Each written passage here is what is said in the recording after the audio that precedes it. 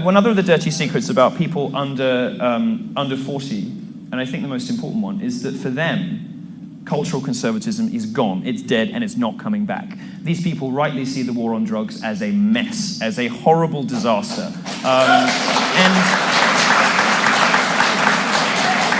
they don't much care for the sort of religious conservatism that ran rampant in the 90s and blamed young people for things they weren't responsible for.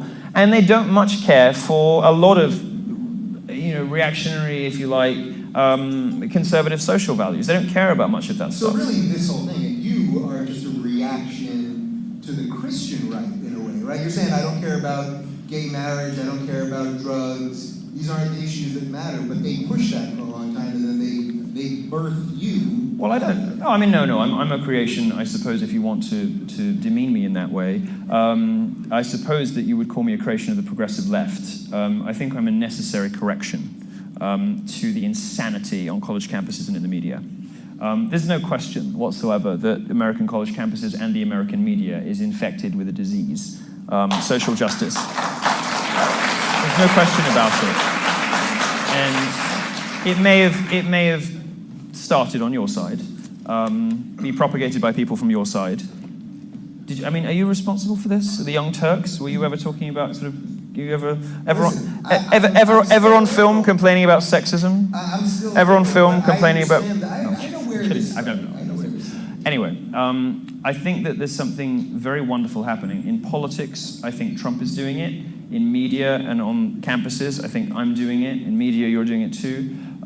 Pushing back against the people who want to control what you say, what you think, what you do, who you read, what video games you play, what language you can use, how you can dress, who you can hang out with. That's over now. Yes. It's not working anymore. It's all gone. It's all gone. And you can tell from the hysteria outside, you can tell from the furiousness of journalists at BuzzFeed and Gawker and Vike and Mike, Vox, whatever, all those terrible fucking places. You can tell from the ever greater hysteria about ever smaller subjects. You can tell they know the jig is up. You can tell from the atmosphere on campus. You just know, these people it's starting to dawn on them. They're starting to get the message that saying, racist, is not going to shut people up anymore. It doesn't shut me up. It doesn't shut anyone in this audience up. Now you've got to come with facts. Because for too long, the bogus cult of social justice has policed people's lives. It has forced people to watch their speech. I mean, like, if you just think about it. We'll talk about this a little bit in a minute, I think. But the death of Gawker and why I think it's a wonderful thing. And as a journalist, as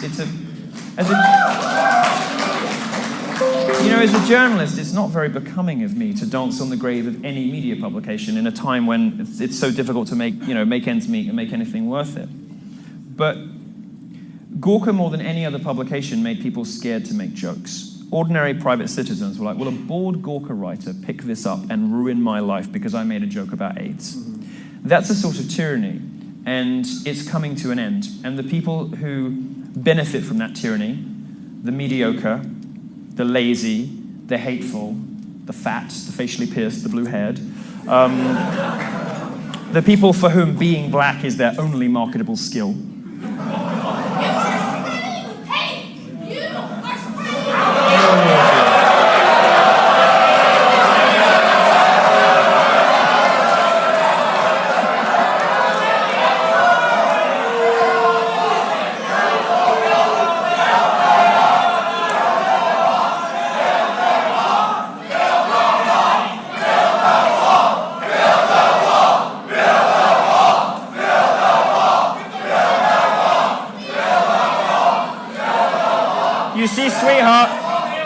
You see, sweetheart, no one's buying what you're selling anymore.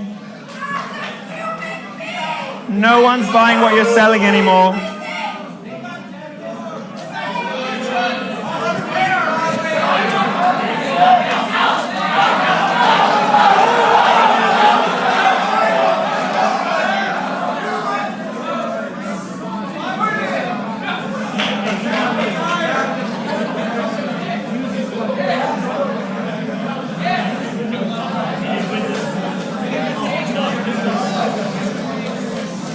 There we go, off you go.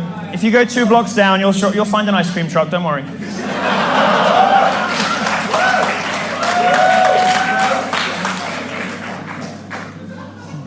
There's a humming. Did somebody wire a detonator? I feel a buzz. I don't know what's happened. Okay. Now, I'm guessing... While the trash takes itself out, let's carry on. Yeah,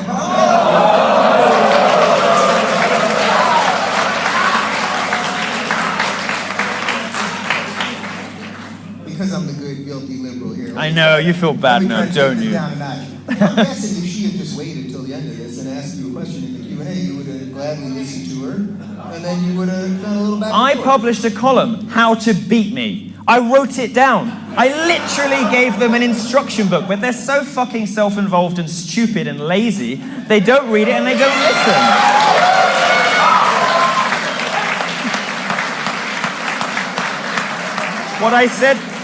What I said, look, no position is insurmountable, except perhaps for the rugged defense of free speech and liberty. No position is impervious to criticism or to challenge. If you don't like something I say about Black Lives Matter, as it seemed this crazy Harridan didn't, if you don't like something that I say about feminism, come to me with facts, with reason, with logic. The progressive...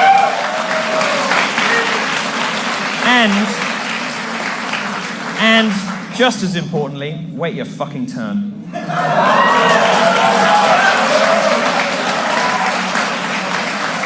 I literally, so confident am I, that they are the most intellectually lazy people on the planet. I wrote them a guide on how to beat me. I tweet it every week.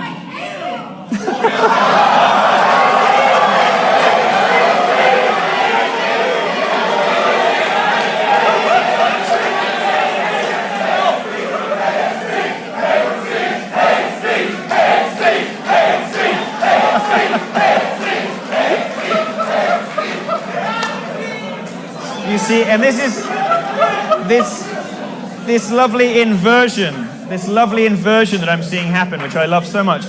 This lovely inversion of what the left has done to us for so long just shows how empty and platitudinous the crap they shut us down with is, Huh?